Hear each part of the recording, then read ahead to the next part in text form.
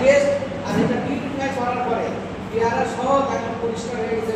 পেয়ারার একটা ন্যাচারাল যে স্বাদ, এই স্বাদটা এসেছে। আমি একটা আপেল টেস্ট করলাম, একই অবস্থা। পোল্ট্রি মুরগি টেস্ট করেছি, দেখেন এটাকে পোল্ট্রি মুরগির ভিতর থেকে কিছু বাইরে থাকে।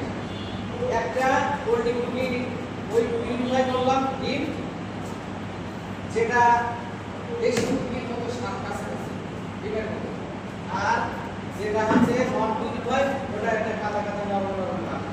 তা আমি বিশ্বাস রাখি আমরা প্রতিদিন এক একটা সুস্থ মানুষ, কেউ 10 গ্রাম, কেউ 15 গ্রাম, কেউ 20 গ্রাম, কেউ 25 গ্রাম মতো কেমিক্যাল খাচ্ছে।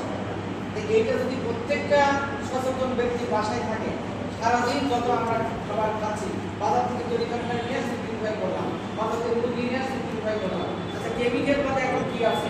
এমনকি সবচেয়ে চমৎকার একটা বিষয় করি, আমি মুসুরির ডাল টেস্ট করলাম। মুসুরির ডাল 500 মুসুরির ডাল দিয়ে ওপরে ওইটা বসালাম। বসানোর পরে মুসুরির ডালের থেকে ধোয়া করে কিন্তু যে পরিমাণ কেমিক্যাল আর সাবানের গাঁজা, মনে হলো যে ডালটা ভালো রাখার জন্য তারা এক ধরনের কেমিক্যাল ব্যবহার করে।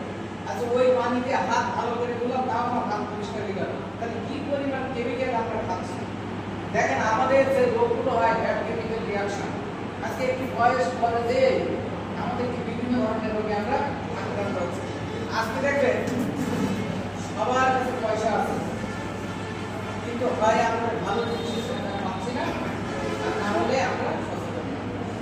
এখন দেখেন মাঝে মাঝে দুই একটা বিষয় নিয়ে আমাদের একটু অন্যরকম লজিক্যালি রাখে। কিছু ফকির এসে আমি বলি না ওষুধ খাবো, তোর ওষুধ কি করবো, আমি তো সুস্থ। আবার অনেক ধনী মানুষই বলি একটা চমৎকার বিষয় আছে, আপনি সুস্থ হয়ে যাবেন। মানে তার ভিতরে তো ইমার্জেন্সি কাজ করে, তার মানে অনেক টাকা পয়সা আছে কিন্তু সে সুস্থ না, তার সুস্থ দরকার। আর সারাদিন কিন্তু হেঁটে বেড়ায় তার সুস্থ পয়সা দরকার। আমি দুপুরবেলায় দেখেছি যে দুপুরবেলায় সে একই নাম্বার থেকে সময় এসে, কারণ আমরা বলি না যে নেই ক্ষতি ভালো।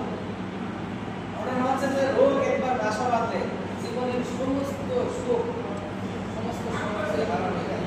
আজকে আমরা এমন একটা বিষয় নিয়ে আপনাদের সাথে আলোচনা করছি, যেটা মানব দেহকে ক্লিন করবে, পরিষ্কার রাখবে, এবং আপনি ধীরে ধীরে ধীরে একটা সুন্দর জায়গায় চলে আসবেন।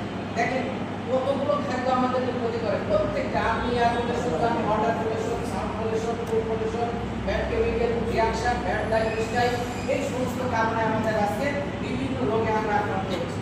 তাহলে আমরা যদি আস্তে আস্তে